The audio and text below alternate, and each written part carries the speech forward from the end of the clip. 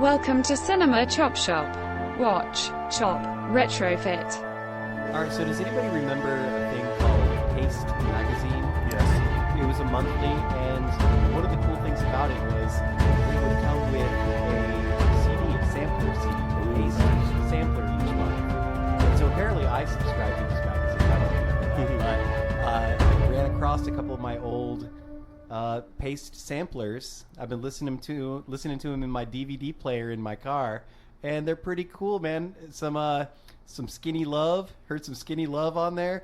But this is not a physical medium podcast. This is a movie podcast. Welcome to Cinema Chop Shop. We are a semi-weekly, bi-weekly movie podcast. This is going to seem familiar to three of us in the room. This is our second time recording this episode. We're going to be talking about Giallo movies. So I, for one, have to say that I've had the great fortune to have been to Italy, and I thought that Giallo was delicious. Just a sweet, creamy treat. You know, we have a Giallo shop here in Florence. Are we going to get into the difference in flavor between sheep's milk and goat's milk Giallo? I can only hope. No. We're going to be talking about Giallo, or Gialli, films from a film genre, a subgenre, I guess you'd call it, of horror, a subgenre of murder, mystery, suspense. I guess it stands on its own because it kind of catches it all. A melding of the noir and the horror. It's a nice hodgepodge of sort of, like you said, a little bit of noir, suspense, with a little bit of sexual deviance thrown in, and an occasional slash. So as I mentioned, this is our second time recording this. My error, I deleted. He tried unplugging it, but then he didn't plug it back in. Didn't plug it back in. I lost both segments from last week's recording, so we're back in the room to record this again. But thankfully, Travis gets to join us. So yeah. Well, I like to think that lost episode is just floating out there somewhere in the ether. It's going to be one of those legendary things like, the lost full print of Metropolis, this classic silent movie, or one of those things, I think you're propping us up a little too high. Like, it's the day the clown cried. So introductions, of course, are in order. You've already heard Travisito. Yes, sir. And we've got Todd. Glad to be back. We have our returning guest, Lee. Hello. The cinemaphile from Shara. Thank you. That's his new nickname. And, of course, I am your host, Shawn. We're going to be talking about Giallo. Again, we've touched on this several times in the past through different formats of the show. This time we're going to be having a full-room discussion end-to-end about a feature film as well as some individual films that we've all watched separately that we would like to discuss. So the genre developed in the mid to late 60s and then reached its peak in the 70s and then kind of declined after that. Is that fair to say? That would be pretty accurate. Yeah. Okay, Because but it runs its course by about 87. There was definitely an explosion in the 70s that was kicked off by the film I'm going to talk about later, Dario Argento's The Bird with the Crystal Plumage. The financial success of that in Europe, not necessarily over in the States, but in Europe, kicked off kind of a craze of that genre, and there were tons of those movies made, probably at least through the end of the 70s. Yeah. So Argento probably gets credit for popularizing the genre, but would Bava be more of like the Godfather? Absolutely. Yep. Yeah. He's the progenitor of it. He's the one that creates the template. Yep. Out of the sort of mixture of the Gothic horror he'd done all through the early part of the 60s. Moving it into a little bit different, more contemporary effect. Yep.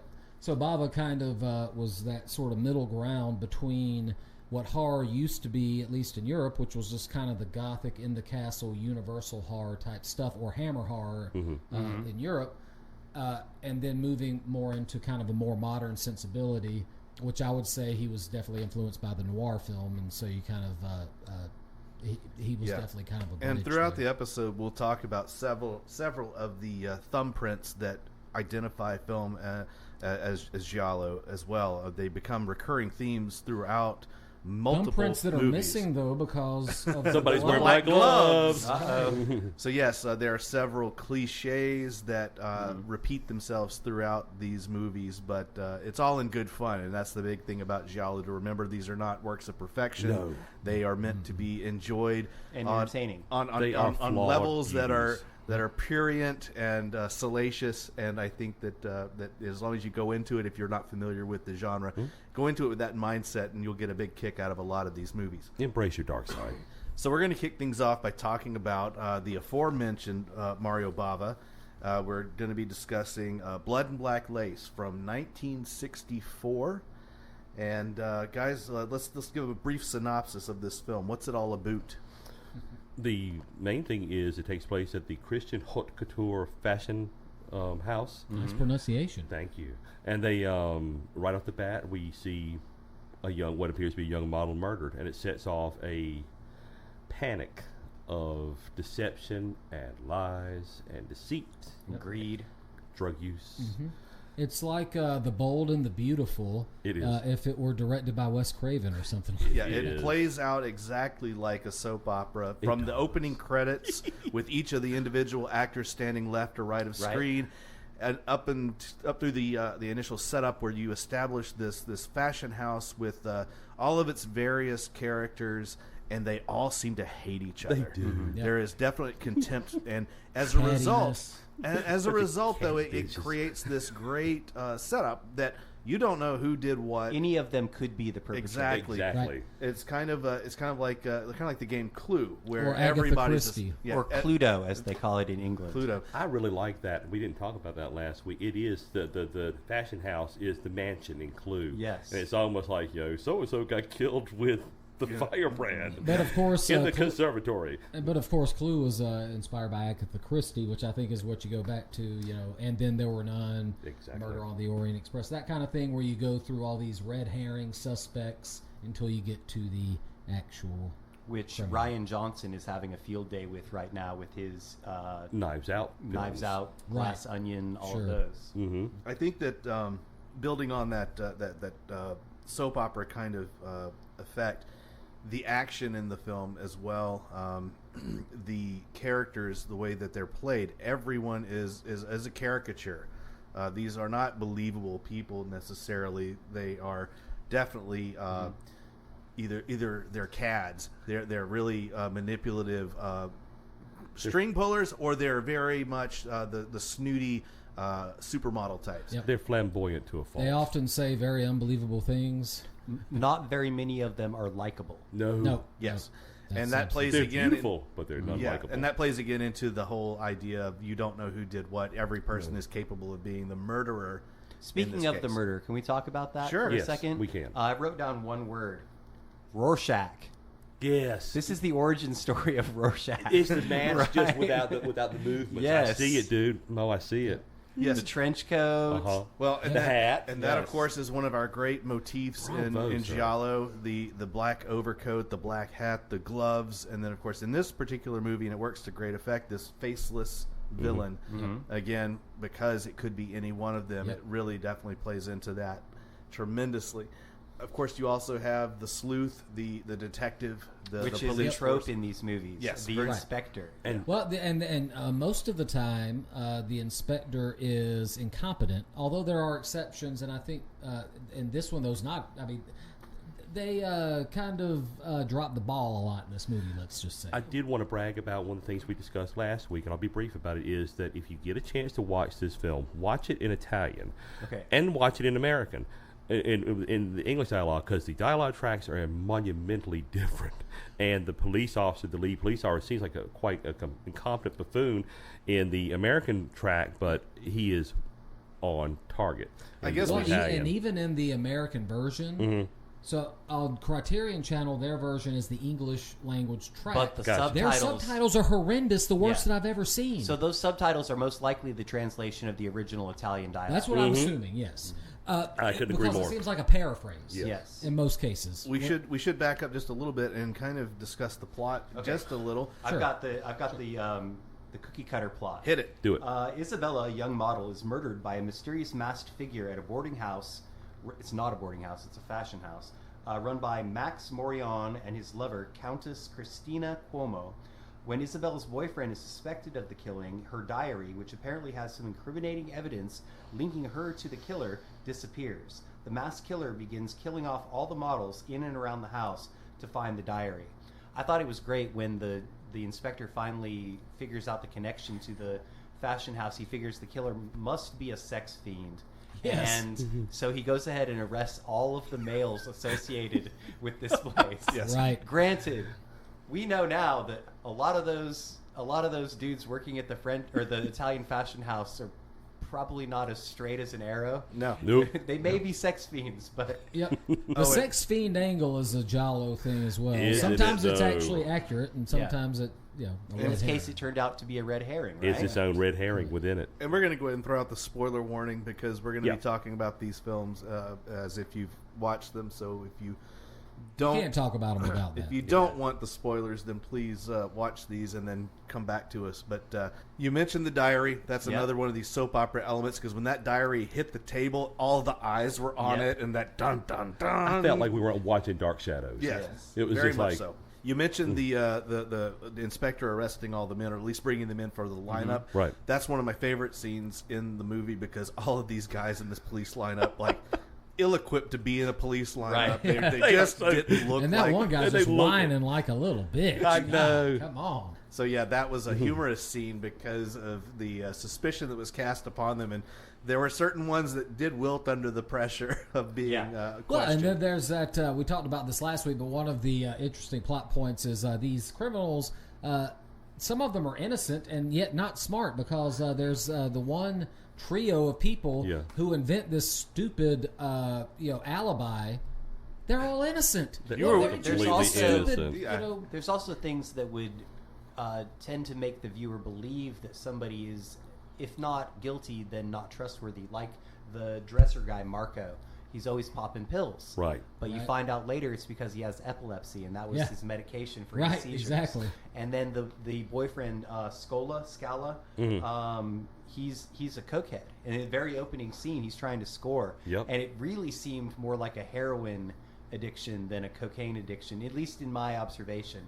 He's like, "Have you still got it? You got any more?" It did seem like that. Like that. And like when they got it over here, it's like, we got to have some kind of drug connotation, but we can't have heroin. Right. So, well, let's go with coke. One of the motifs in this film that would be later repeated in the movie Death Walks at Midnight is the iron gauntlet. Yep. That was used in one of the spiked glove. Yes. That you'll see that again in other Giallo films. Which is neat because it makes sense. You're in Europe. You would have that kind of, you wouldn't necessarily have it laying around, but you would have it laying around there more than here, I'd say. Yeah, and it's funny because I remember like growing up seeing a lot of the not even just horror movies, but movies that were supposed to simulate a murder mystery kind of feel. Yeah. The person's in the suit of armor that was decorative armor in somebody's house. Yeah. Right. That shows up in these movies as well. So the person who was killed by the spiked glove or the iron gauntlet was Nicole, and Nicole was visiting, was bringing cocaine to Scala. I'm so Scalo. glad. I'm so glad you're here this week. Yeah, you've got the notes. There's nuances that I hadn't even really noticed before, and now I'm going to go back and watch this movie again. There are tons of little details, and again, when we say that these motifs repeat themselves, you'll forgive me because a lot of this stuff gets conflated in my mind from one film to the other. They all meld motifs together in one. I wasn't even supposed to be here today. I went and watched a bunch of movies, and I'm trying to keep them separate in my brain. I really am. Ultimately, the film is the murders were perpetrated by not one but two of the cast members, and one more complicit than the other. I think one is a little bit more coerced. Yep. So we've got the owner of the fashion house and her co-manager of the fashion house. The owner is a recent widow, and the co-manager is her new lover, but he's got ulterior motives as well. He's only after her wealth, but he convinces her to commit these murders and both of them to give each other an alibi. Yeah. Right. And then they end up staging things to make it look like somebody else, but then he double crosses her and that pipe by suggesting to her that would be a good way to escape, and then causing her to need to escape, he sabotages the pipe. But that was a little bit far-fetched. And they don't exactly explain, or they do explain. The awning on the shop broke her fall, which is why she survives. How Catwoman of her. She comes back to the fashion house where he's now rifling through her jewelry boxes and stuff. Yeah. But just How to crass. clarify, the plan for the only person they actually wanted to kill Right. was Isabella because she had the diary and she had the information. Yeah. Their plan for obfuscating was to commit a series of murders Yes. that presumably would have, And made it more likely. One that they more would get job, caught. baby. Just one more Yeah. job. And he is so like that. He browbeats her. It is Yes. so. I was glad you brought the whole Yeah. thing of that thing that it's like, yeah, I'll do the killing, and she's like, But they wanted that. I'll do what I have to, but Yeah, she they feels got it. guilt. I think that they she just killed. like murders. Yeah, he's like Ted. Just admit it. So Ted, just admit it. in the end, spoilers, she while he's embracing her, trying to convince her to go along with the end of the plan, she shoots him twice. Yeah. If not 3 times. Because And she's then- smart enough to know he tried to kill her. And then she calls Inspector Silvestri Uh-huh. and basically turns herself in, but then collapses on the body. We don't know if she survives. And if she did she implicate herself enough that she's now going away for these murders, or could she pin it on him? I think it's an artistic ending. That's I think interesting. because I I like think that. the artistic palette becomes very important in the Giallo. And one thing we haven't talked about in this film that's important, I think, this was not considered Bava's first Giallo. However, it's considered the first quintessential Giallo. Yeah. And I think the main reason why, at least in part, has to do with the palette of it. Color. Yeah, Yes. the color palette. Yes. Red. Beautiful. Red. Yeah, that's one thing more that red. a lot of these movies have in common is that crazy, vibrant color palette. Yep. An And one of the intense ones use- you're going to talk yeah. about before, I think, predates this one, Yes. correct? Right. But it's black and white. Yes, and it's his last black and white film. Right. I'm impressed how well he manages to wrangle sets. There's a couple moments where the camera moves left to right, or right to left, and it's very Wes Anderson. They move like from one set, like this room, to the other seamlessly. Yeah. And it's beautiful. And I feel like that's a lot of the holdover from his Gothic work. And it's weird because, and we won't really have much time to bring this one up, but another one I would recommend of his is A Bay of Blood, which is a little bit grungier, yet it still looks gorgeous. It's still got that aesthetic about it. But Yeah. Yeah, Jolly utilize primary colors to great effect. Oh, yeah. Most definitely rich reds, Mm-hmm. but also, and as we said last week, the term Giallo Yes, means yellow, Yellow. Yeah. which is named after the yellow covers, paperback covers that these murder mystery detective books all seem to have. So that's where that comes from. But I'm actually, from now on, when I answer the phone, I'm going to say, Giallo. Oh, yeah, this is no joke. We watched one, and recently, and a lot of times answer the phone, pronto. Yeah. Pronto. If you ever, we're quick segue, and I'll be brief. If y'all have ever seen Almost Famous, at one point, Fairuza Balk answers the phone and goes, pronto. And I thought at the time, what does that mean? And we watched something, I can't remember But what it it means was. quickly. Yep. Yep. It's Yeah, brilliant. So I only have a second. Go ahead and make it quick. Pronto. love it. I think another important thing about Giallo that probably we should go ahead and mention that I think is central to the genre, and also Italian genre cinema at the time, is the dubbing. Because most of these movies, if you buy the Blu-ray DVDs of them, have both an English language and an Italian dubbing of them. And then if you look at the mouths of the people speaking, some of them are mouthing English, some of them are mouthing Italian and other things. And that was a convention of genre cinema in Italy in particular. So at it's the time. definitely a mixed bag. Yeah, but is they it had these because you've international- got actors who don't speak English, and you've got other actors who do? You've got other actors who don't speak Italian. You've got other Well, actors who do. you do have international casts oftentimes, and so some of them are native English speakers, some of them aren't. But I think, and maybe you can speak more to this, but some of it was just that's just what the convention was. The idea was that it's a holdover from the age of fascism. In the Mussolini era, everything was overdubbed. That's just the way you did it. And though that was defeated, for whatever reason, that remained in an the entertainment aesthetic. industry. As part of the aesthetic of work. And I wonder if it had somewhat to do with shooting on location, because shooting on location was Possibly. about, I mean, that only started in, the 40s probably, for the most part, and so usually we're shooting on sets, and so when they initially started shooting on location, they had to dub because the sound, the equipment was not up to The usual standard. What standard, right? Also, if you get a chance, quick segue, Barbarian Sound Studio. pretty good film. Might still be on Shudder. Kind of has a weird ending to it, but it's basically this British sound design technician from like 1972 that has to do a job in Italy, and it's just played by Toby Jones. And it's just kind of bombarded by the concept of being in Italy, and he has to do the sound effects, including how you do the stabbings and stabbing, watermelons. He's a Foley and guy. Yeah, he's a Foley guy. It's a very strange Foley movie. One reason I wanted to mention the dubbing is because a couple of reasons. One, some people can't get past it because it usually does throw, even when it's good, it usually throws you off a bit because it doesn't quite match what you're seeing on the screen. Right. And a lot of times it's really bad. And I thought it was interesting last week that Lee mentioned how a lot of times you prefer the Italian track, which is common. But I wonder if that's only because we don't speak Italian. I feel the same way. Since we don't speak Italian, maybe it would sound terrible to an Italian person if they spoke it to hear the dubbing. And that's why it sounds bad. A lot of times it's not the same actor doing the dubbing. And so it's just weird a lot of times. Anyway. Especially when the original actor's voice sounded like this. Correct. Or a child's voice is spoken by like someone who's clearly a woman in her 20s or something. But that's actually a very important part of the genre. I just thought we should that we see here. I think it's a good movie. It's a great movie. It is. I think that you should watch it. If you haven't, you should.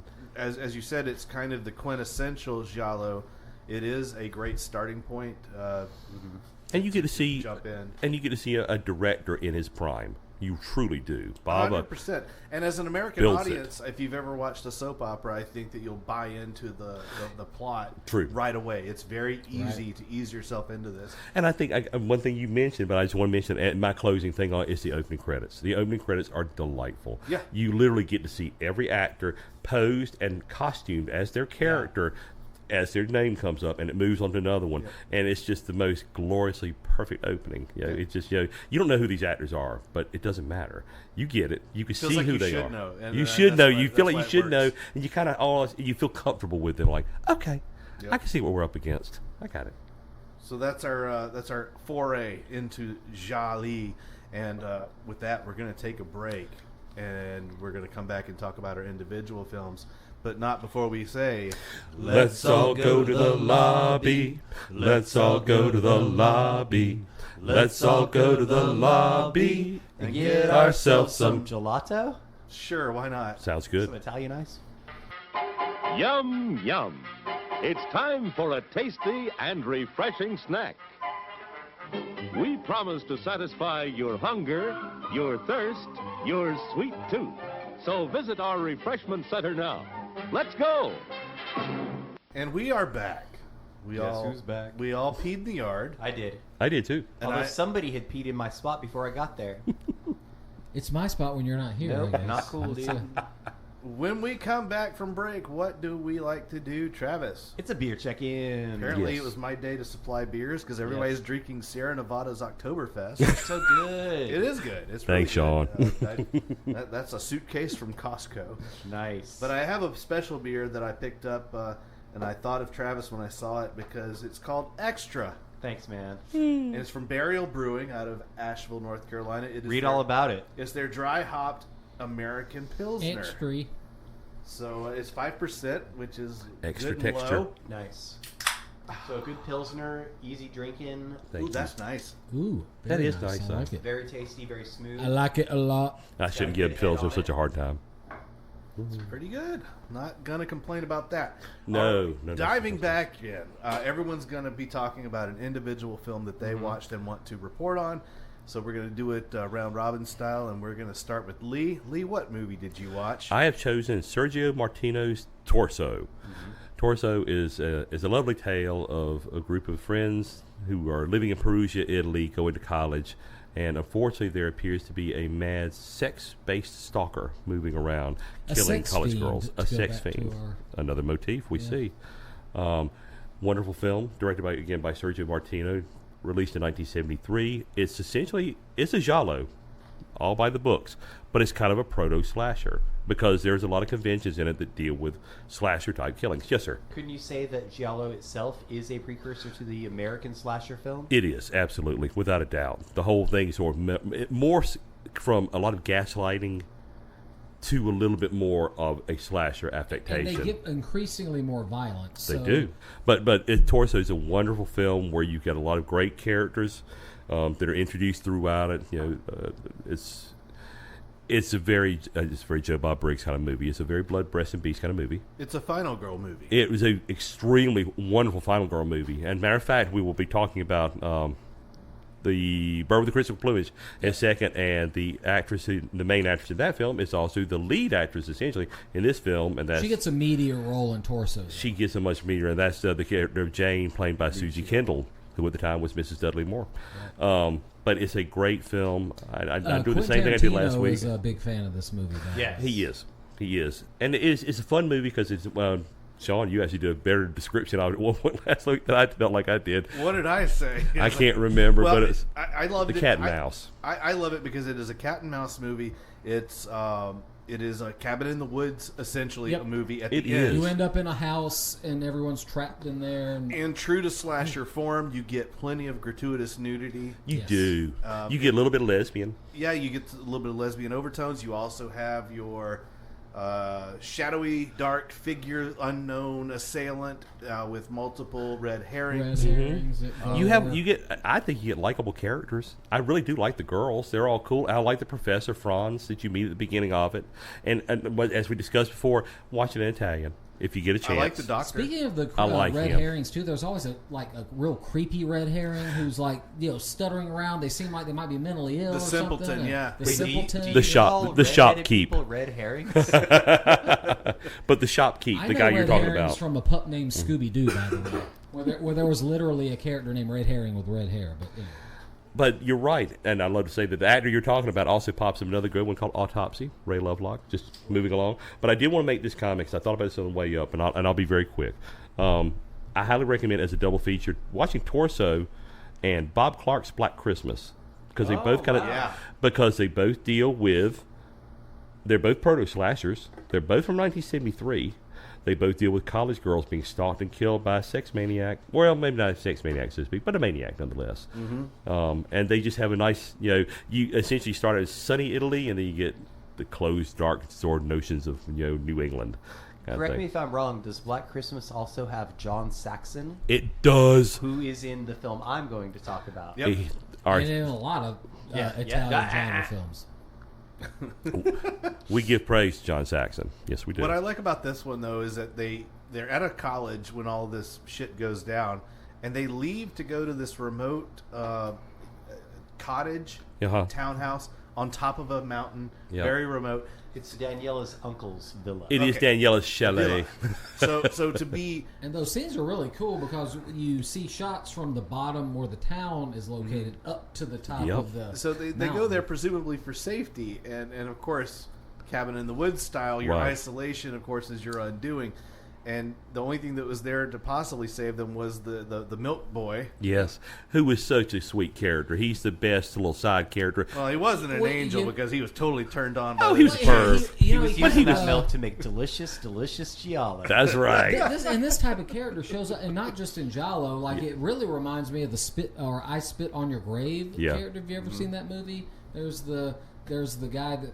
The simpleton that gets goaded by the other townspeople who know better than him. Oh, now you're almost talking about in Torso. There is literally a character who is that. There's the poor simpleton down in the town right after the girls go off to the chalet, and the guy's like, yeah, those girls want you. You should go and check on them. And sure enough, that poor guy goes up there, peeping toms on him, but does nothing else, and then gets killed by the killer. And then of course you have the doctor who's making the rare house call because of the injury, played by the wonderful Luke Miranda, and that is ultimately the hero in the film because of the Roberto.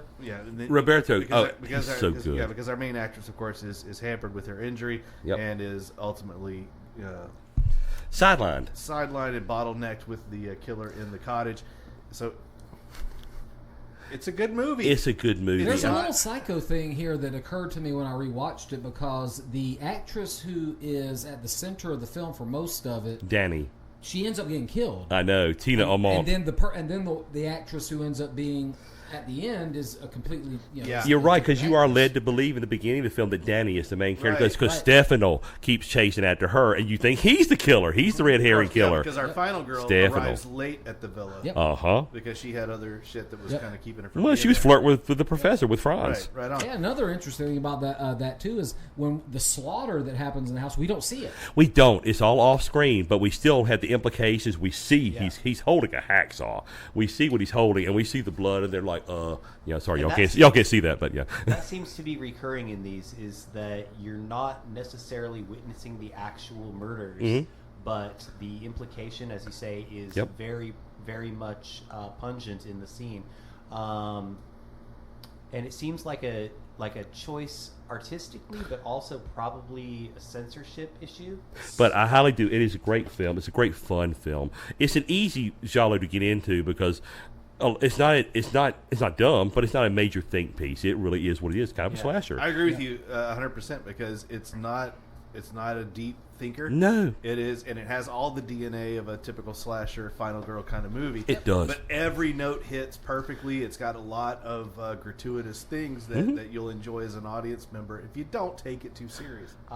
During production, none of the cast was told who the killer was, and because the high amount of red herrings in the film, many of the actresses were convinced it was someone else doing all of the murder. I never knew that. Thank you for telling me that. That's 'Cause really I cool. love this movie. Yeah. That is awesome. Very Thank fun. you. Very fun. All right, Todd, you're up, bud. Okay, so the film I'm going to talk about is from the person who's probably considered, if Mario Bava is the father of the genre, Dario Argento is the Grand Master. Okay, so the film I'm going to talk about is actually his Dario Argento's very first film, and probably one of the best, first movies from a director. 1970. Of a major director, yeah. The Bird with the Crystal Plumage, Who knew too much? 1970. Sometimes you'll see credits to say 1969, so it was filmed. I mean, kind of in the middle, but one of the first Giallo films, and certainly the one that was the first super financially successful one, at least within the context of Europe. I mean, it wasn't a big American hit, but it was a huge hit in Europe and set off the Giallo craze within Europe. And there were lots of movies, and the reference to an animal became a thing that a lot of these movies did, including some of his subsequent films, Cat o' Nine Tails. Isn't Four it part Flies of- on Grey isn't Velvet. it part of his animal trilogy? It is. It is. Yeah, Four Flies on Grey Velvet. Yep. And so, in any case, the animals actually played very little part in the film. Right. And it's not until Suspiria that you see a bird with crystal plumage as a Right. set piece, and, just as an afterthought.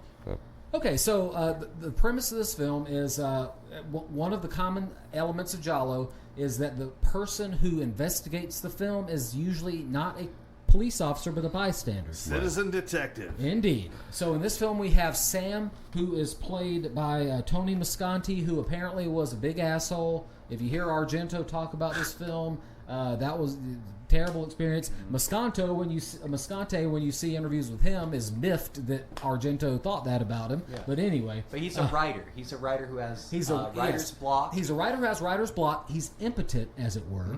and that could be a metaphor for his writer's block. Correct. That's why I mentioned that, because impotence becomes a theme in a lot of these movies. They do. So he's got writer's block. That's where we get introduced to him. He's walking by himself down the street by a museum that has this beautiful glass entranceway where you can see into the entrance, and he witnesses an attempted murder. There is the typical Giallo gloved, masked, trench-coated killer, quote unquote, as we'll find out, who is attacking, we think, a woman, and he witnesses all of this. He tries to intervene. He gets caught in between this weird, the way that which there are two entrances. I don't know how to describe. He's caught between glass panes. Yes. It seems to be it's an art piece that he gets caught in the middle of. Right. I thought it was more of a entryway, so he goes in through the first glass It's like a doors, foyer. A foyer. Yeah, he goes in one, so basically he goes in one entrance, and then when he tries to go in the second entrance, He's he's locked caught out, between but the two. now he's locked in. Right. He's Exactly. a passive viewer to this Correct. murder. Yeah, exactly. Or attempted murder. The other interesting thing about that element is that the heroes in these movies, and this is kind of a template for Italian movies of the 70s, is they aren't the square-jawed superheroes who are able to intervene, and they're super competent. More of an everyman. One critic that I read called these types of characters the Italian inept. Which was the hero who is cold-blooded, who isn't able to intervene a lot of times, and they screw up where they try to help, and they're impotent a lot I was thinking about Marcus, played by David Hemmings in Deep Red. Correct. He's the same. He's such a schmuck. He said, and he's really that one. Sorry, Daria Nicolodi is as the Girl Friday character is far more the competent character in that, and he's the schmuck. Yep. And in this case, the Sam character, in addition to having his writer's block, anytime we see a scene where he tries to make love to his girlfriend, he gets interrupted. He can't finish. He can't seal the deal because he gets distracted. Coitus He interruptus. Interruptus. He thinks of something to do with the case that he's working on. Correct. So do you know what this movie reminds me of? What's What? that? I'm sure you're all familiar with it. My wife is obsessed. My lovely wife Michelle is obsessed with this show. It's probably not even on anymore, but it was called Castle. Mm-hmm. You guys know Yeah, Castle with Nathan Fillion. Yeah. Broncos So- unite. So Nathan Fillion plays A celebrity Rick Castle. author. Yeah. He's an author who gets to tag along with this homicide detective, and he gets inspiration for his writing from the cases, but also his experience as a murder mystery author helps with the cases to solve them. Yep. So that's what this reminded me of. Yep. All right. Quick, I'm just going to finish the summary of the film with spoilers. So, again, if you don't want to hear these. But Sam, with his writer's block, gets obsessed with this case. He's a bystander. Again, a common thing in the Giallo film. You mentioned Deep Red, similar thing. Yep. But he, in this case, though, the cops aren't completely incompetent. He kind of teams up with the cop. They kind of become like a buddy film type thing. They're investigating it together. He gets obsessed with it. He sees an art piece that has this cartoonish looking murder happen in the middle of it. It's not really a great piece of art, but it's a weird one. And that he's just thinking to himself, there's something about what I witnessed that's not quite right, and he's trying to grasp what it is. Same thing happens to David Hemmings in Deep Red and other films of a similar ilk. And so he's investigating. Directed by Dario Argento. There's a great scene in this film, and this becomes typical. Where you have these great set pieces in Italian genre cinema that end up not really having anything to do with anything. Yep. With this guy who's part of a boxing union, who's like a hitman. He has this yellow jacket on. He gets there's a scene where where the black killer tries to run over the cops and kill them, and I guess he successfully does.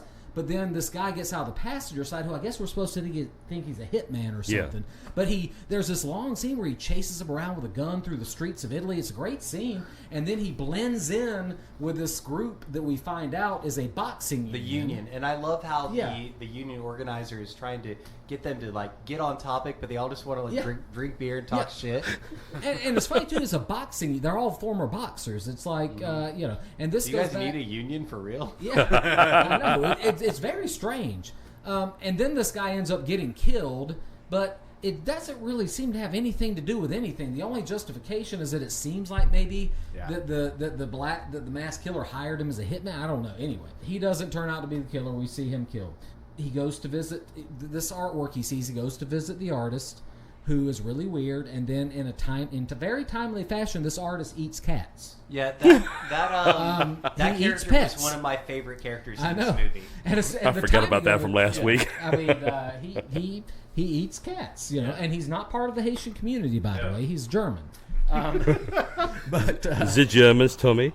we think we figure out who the killer is because towards the end, we find out that the woman who was initially attacked at the beginning, it seems like it's her husband. There's a scene where they corner him in a room. He's got a weapon in his hand. Okay, it's this guy. He falls out of a window, though, so they can't get a final confession out of him. Another trope. Yep. This often, that happened in the first film we talked about, Blood and Black Lace. Similar thing. Yep. Something doesn't quite sit right with Sam though. He just the wife disappears, so he's like he wants to find her. So the next, and it's kind of a weird scene. Like he just wanders around for about 10 minutes of the film looking for the wife. He finally finds her, and his girlfriend, Sam's girlfriend, is like tied up. So he's like, "Who's tied her up?" Well, Hot. it turns out Bondage. It turns out that the actual It was murderer Diddy.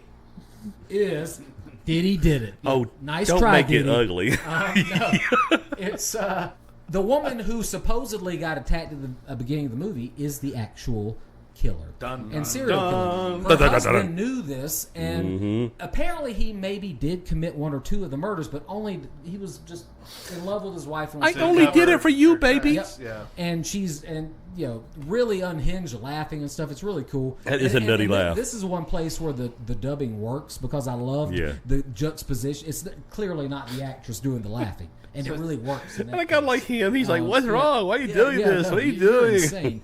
You And mentioned the twist, and that's another thing that keeps showing Yep, up in exactly. these movies. Yeah. And Yeah. actually, that trope in Italian is pronounced le chamalon. Okay. Ooh. And the inept Very hero, nice. because does Sam actually like attack her and subdue her? No, he gets trapped pinned underneath a under piece this of art art, piece. and That he has to be saved. Very unlikely that one of those spikes wouldn't have gone Right? in. I thought he was going to Boy, he's the luckiest guy on planet Earth. So I mean, it's a great, it's a really good film. It's a great example of the citizen detective. It's Yes. also Yeah. hilarious how much rope the lead investigator gave Yeah. to Oh, the citizen Yeah. detective. But I By think the that way- this inspector is a competent. I like he's more him. competent, Oh, yes. he's the awesome. I also love He's too so when good. they do the lineup here versus in the lineup is always the Black one of my lace. favorite lines. He says, "Bring in the perverts." cut through the but- bullshit. I know, but there's always a lineup though in these movies, and the murder is never in. Never. Yeah. Because he's too smart But, for that, yeah. or she's too Thank smart you, for that. Todd. Ooh. Travis, hit us with yours. All right, over to me. So I watched a movie that is known by a couple of titles, and apparently there are some differences between the two versions. We're not going to get too much into that, but it's called The Girl Who Knew Too Much, aka The Evil Eye.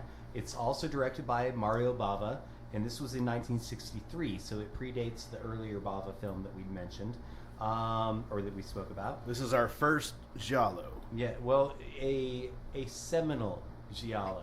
It's- Go ahead. You're right. 'Cause you're right. I guess if Blood Black Lace is truly considered this is like the one. This is the prequel. The prequel. There you go. Good. 71% on Rotten Tomatoes currently. So good. Our cookie cutter plot line: Nora is a young tourist traveling through Rome, which takes a sudden turn when she witnesses a murder by a serial killer that police have sought for years for the so-called alphabet killings. And Nora soon finds herself in way over her head when police want her cooperation to catch the killer, while the mystery killer soon targets her for his next victim. Our cast, we've got John Saxon, who we mentioned earlier. Hi-yo. He was Lieutenant Donald Thompson in the Friday the 13th movies. He's also kind of Token American. what in tons of Italian genre. He classics. is. He's right. Was it not Cannibal Holocaust, He's but Cannibal Cannibal Apocalypse. Thank you. Thank you. He's in that. He's also even in ones that aren't Italian. Black Christmas. Oh, he's in that. Tenebrae. When he was He's young, in he Tenebrae. kind of looked like Tenebrae, yeah. poor man's Jack Nicholson. Nightmare on Elm Street. He's in. Oh, he's so So good. John Saxon plays Dr. Marcello Bassi. Letitia Roman plays Nora Davis, and Valentina Cortese plays Laura Craven Torani. Titi Tomiano is the inspector, and Dante DiPaolo is Landini. So, while she's on vacation, Nora Davis arrives in Rome to visit her elderly, ailing aunt, who is being treated by Dr. Marcello Bassi, who is played by John Saxon. And she dies right away, like immediately. And I love that scene. I'm sorry to interrupt because it's Yeah. like it's chilling because all of a sudden this girl's like, oh my gosh, she's dead, and she's Yeah. traumatized in and the now moment. I'm in Italy. And I'm in Italy by myself, and she was so nice to me 5 minutes ago. Yeah. So she, on the night that she dies, she walks to the nearby hospital to notify Marcello. On the way, she's mugged and gets knocked out at the Piazza de Spagna, which is the Spanish Steps. If you're familiar with the Roman architecture and tourist spots, the Spanish Steps is a very important piazza. Very nice. When she wakes up, she witnesses a young woman being murdered in front of a house. She also observes a bearded man pulling a knife out of the woman's corpse. She faints, she wakes up at the hospital, blah, blah, blah. Later, at her aunt's funeral, she meets a close friend of her aunt's named Laura, who lives at the Plaza of the Spanish Steps. Mm-hmm. Laura's traveling to Switzerland the next day and offers Nora to house sit for her, basically. She's going to stay in her house while she's gone. Nora comes across newspaper clippings while she's there that describe the alphabet murderer's killings from 10 years earlier, where he killed women whose last names began with A, B, and then C. The latest victim was Laura's sister, who was killed 10 years earlier in front of Laura's house. Nora receives a telephone call in which an anonymous caller taunts her by saying, D is for death, which was really creepy. So Marcello assists Nora through this troubling time, and they become involved romantically. And eventually, Marcello follows Nora to the apartment where they find a voice emanating from a tape recorder. This was the creepiest part to me. It was. Just the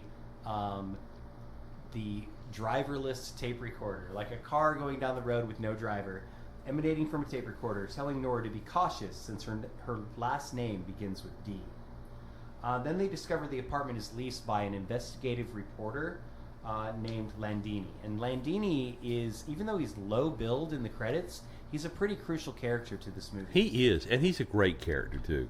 They try to locate him. They're unsuccessful.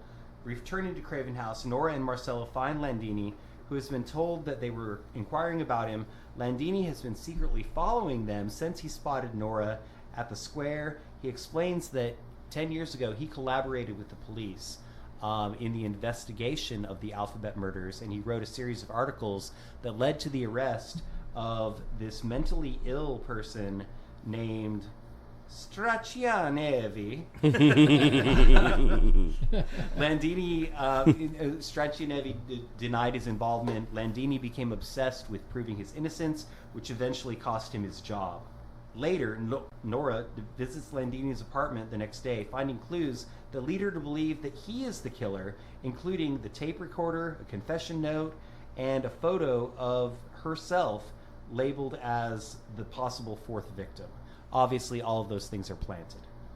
Landini himself is dead in an apparent suicide.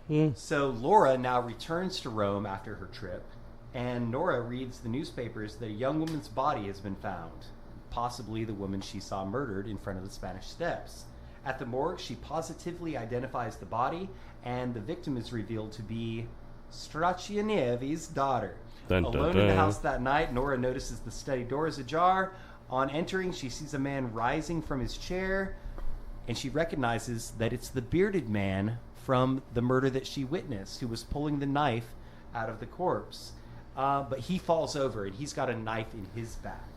Nora is confronted now by a deranged Laura, who confesses to having committed all of the killings.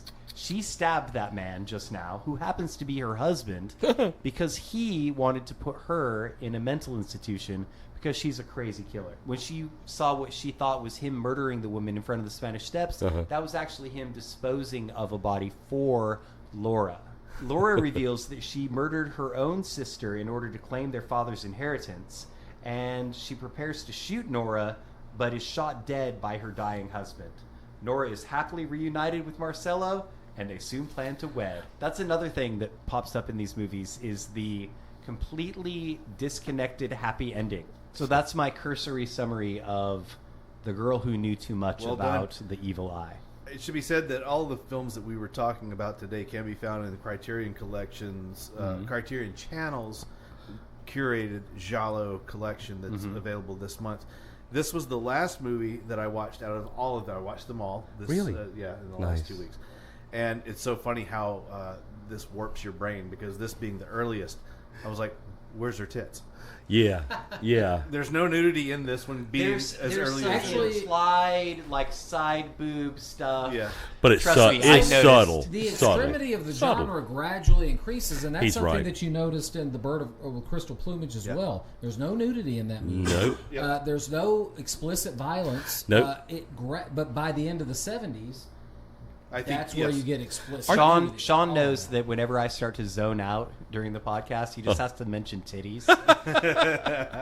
Boobies. All right, we're going to jump into my last one, and this will be a master class in gaslighting. We've mentioned it a yes. couple of times, and this one, This is my favorite one, by the way, of the Giallo films. Todd recommended this to me a couple of years ago, and it's a great one. It's A Lizard in a Woman's Skin. Okay. It is directed by Lucio Fulci, The great one. and Yes. it's a fun Giallo in that you've got a lot of the same cliches that you love.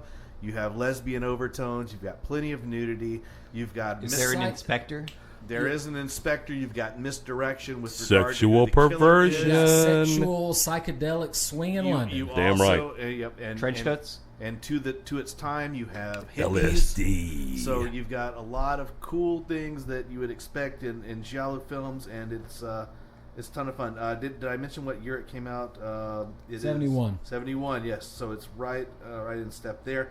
So the movie stars the very accomplished actress Florinda Balkan Love her. in one of her, I think it was her first full frontal role. Probably Yeah. so. Probably was, so. yeah, I that's bet what they you. said in the, Because you're right. She commentary, seems yeah. like she was a actress. And she is actually in another film in that Criterion list that we mentioned. Don't torture a duckling. Yeah, where she plays the Fulci. small town's witch. The quote unquote village witch. Yes, the village witch. But in this film, she is the daughter of a very wealthy man. They live in it's not really, I guess it's kind of an apartment complex, but they're Yeah. very roomy. Yes. They're very luxurious. Well, you see this in a lot of They're living the 70s good life. films where there's like a big giant house, maybe from the Gilded Age or something, that's an Yeah. apartment. Yeah. So Yeah. There's a lot of apartments. she clearly has a fascination with her neighbor, played by... Even Tom had something like that. Yeah, she has a fascination with her neighbor, played by Anita Strindberg, who's Bless her. just beautiful. Mhm. And she's having these dreams where she's having an affair with her. She's making love to her, and is also preceded by her walking down a hallway filled with these naked people, and she's confessing all this to her It's psychiatrist. psychedelic, acid-based, it seems like. An acid trip, as it were. Armchair psychiatry has a lot to do with these movies as Yes, well, and this one I yes, think it it does. does take center stage. Oh, we didn't mention that. Agreed. Yeah, that's a big thing. Agreed. Definitely center stage because it does play into the plot as well in terms of who killed whom. But the neighbor in her dream ends up dead. And so she has this internal guilt of, was it me? I keep having these dreams about her, but I don't think I've ever met her. And all through the film, you have these mysterious people in her orbit, I guess. You have her father, her stepsister, her husband, and all of them seem to be gaslighting her into thinking that she is the one who killed her. Each becomes a red herring at one point. Everyone becomes a suspect. Everyone's a red herring. In this dream, though, that in the dream that she has where she's killed the neighbor, she's observed by these two hippies sitting on in this balcony scaffolding kind of thing. And so the police investigate. The police interview her, and she's talking about the fact that she's like had these dreams, but there's really no bearing in reality, or at least so it seems. Yeah. In this one, by the way, there is no bystander doing the investigating. There's an actual police officer who seems kind of competent, And I although think- he doesn't figure it out. to the end. Absolutely competent, No, yeah, because yeah. the big, the jumping We'll ahead get to the there. end of the film, despite all of the ups and downs, the father takes the fall for killing the neighbor, but ultimately, and the detective kind of gets a gotcha moment with Florinda at the end of the film where he ultimately says, I know it was you Mm-hmm. because this, and this. However, as my wife pointed out, under the circumstances, depending on how Italian law works, actually, no, this is set in England, so it probably is true. Yeah. She would not have gotten nailed for this because the confession's right there. Yeah. and the detective's confrontation with her is kind of circumstantial. Yeah, I mean, he Yes. just tells her what he thinks. She doesn't respond to it. No, because you're right. It's I like, mean- it's really more like they're taking her in for questioning than they're really arresting her in a fashion. Because you're right. It's like, She's being I think you did. detained. Thank And by the you. way, Thank you. whether or not we accept this ending, one of two things is the case. Either we shouldn't accept the ending, or the movie doesn't play fair with us. Because one thing I noticed, How Agatha Christie. knowing the ending when I rewatched it this week, the movie, so we see a sequence at the beginning where she's dreaming, quote unquote. Yeah. But then at the end of that sequence, we see her by herself, so she's not acting for anyone, in bed dreaming. Okay, Yeah. so you showed the audience her dreaming this sequence. Either that's a red herring, or I So don't know. ultimately, what happens Or for it anyone could- who hasn't Or you're seen playing the unfair with movie us. is that she did kill the neighbor. She was having an affair with her. However, she had this kind of psychosis that was Amnesia? preventing her from actually cognitively remembering it. However, she The thought sex was that good. well, she thought she was caught Knocked me out. because she was observed by these two hippies, but unbeknownst to her, the two hippies were so out of their heads on LSD, the hippies had no recollection of this whatsoever. So, as I said last week, Really not how LSD works. I would have gotten away with it if it weren't for No, you it isn't. goddamn I agree. hippies. No, it isn't. So in this movie, one of the hippies chase, or we don't know it's the hippie at the time. Someone chases around the eventual murderess in a church. Yeah, the redhead. Yeah, it's the red. You're right. Yep. Trying to She kill was a her. red herring. And this thing takes this is a long scene, and it's Yeah. a great scene.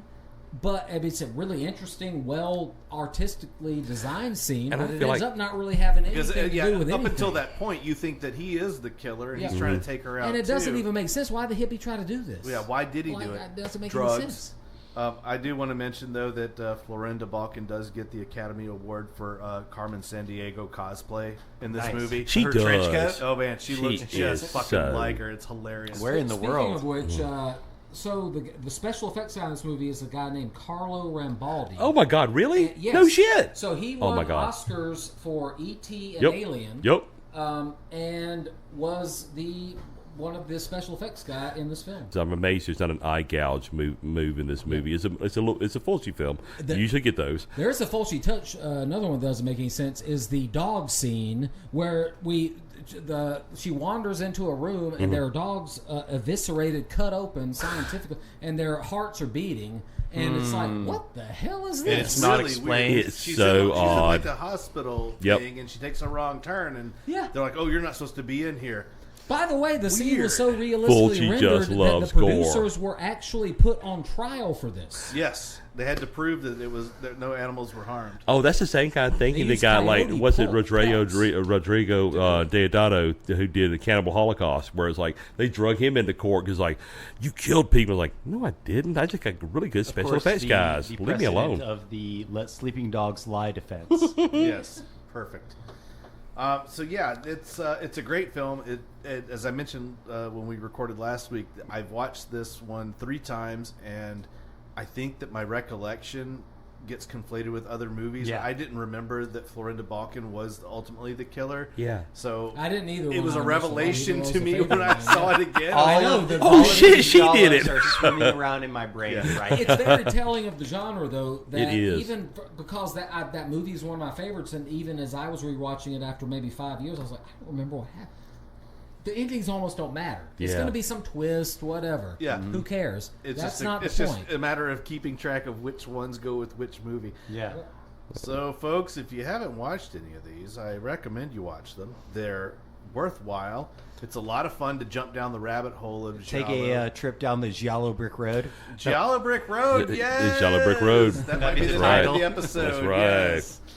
Because it does build upon itself, starting with the very demure kind of start with yours, Travis, getting more violent, more nudity, and getting it just kind of built. The genre builds upon itself throughout its long history, So it's worth watching, and we had a lot of fun doing this twice.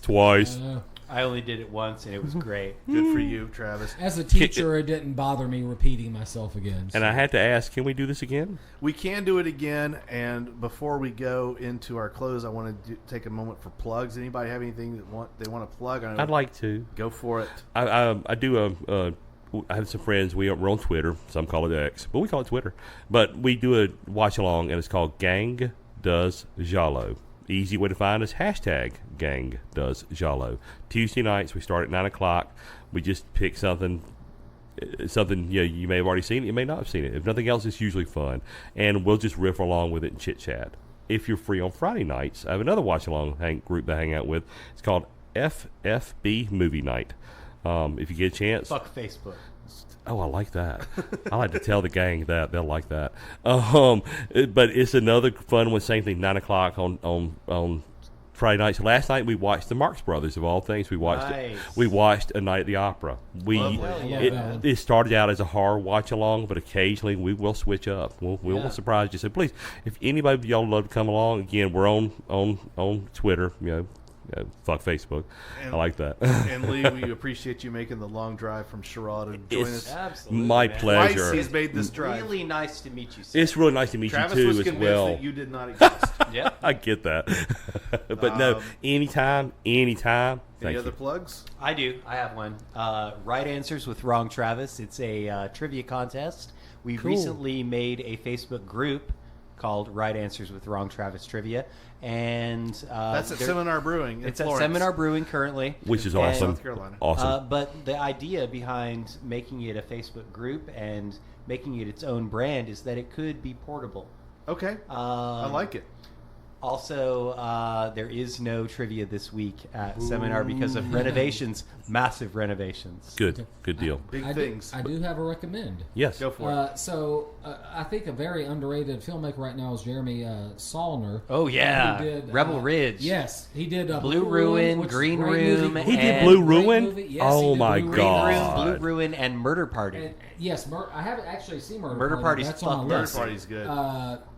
But his new one on Netflix is called Rebel Ridge. It's so good. Fantastic. It's just one And of these. Don Johnson is it's the a- bad guy. Yeah, it's a thinking man. That says a lot right there. Thinking man's Oh my first God. blood, Rambo. Yes. Nice. Very It's much so. Fantastic movie. Check it out. I will take your advice because I keep hearing all this stuff about it. And the Yeah. fact that all And three it's of you on just were like, Netflix. yeah, which we have, Yeah. If so I you have no haven't excuse. Yeah, if you haven't seen Green Room, you said you saw Blue Ruin. If you haven't seen Green Room, Blue check Ruin that is out, too. amazing. It Green Room is. is a little bit more accessible. This one is even more accessible. And I think that's like how he's evolving. But these themes of revenge and no holds barred are very much present in all of his films. Oh yeah. Cool shit. We're going to be back in a couple of weeks. We're going to be back in October. Oh, yeah. With Ooh. our 4 weeks. 4 weeks. We're going to Now, do it weekly. are there 5 weeks in October? Nah, there might be. They're not 5 whole weeks. 5 whole weeks. Okay. So we're 5 going to Saturdays. Four to episodes. third. we're going to do 4 episodes. Talking about different decades. Don't push it. We're going to take it 10-year increments, starting with the present day and going back 10 years, talking about some of the great the horror movies. from 2024 to 2014, Mm-hmm. and then from 2004 up to that, and Yeah. then from 1994 up to that, and then from 84 Yeah. up to that. Woo. We'll do roundtable discussion. So we're going to have everybody on the show that wants to show up, and we'll just have So a good will time. we like each pick our favorite film from that decade? I think or it's just what? going to be kind of a free-for-all. Okay. Just All bring Ooh, what you I got. like Pick that. our own Bring it what themes. you got. I'm thinking I might pick a filmmaker theme or something like that, just to kind of, you know. Todd, you do you. Yeah, you do you, You baby. be We can you, do us. baby. Okay, that's fine. So join us for that, and because we always have fun in October. It's a great time for us. And in the meantime, please rate, review, subscribe, tell your friends about us, and check out the show. And Tell your friends you love them. get our numbers up. Tell your friends you love them, love your neighbors, and do kind things for other people. And don't forget to please watch, Shop, retrofit. retrofit. And as the pimpin' of the bird of the crystal plumage says, so long.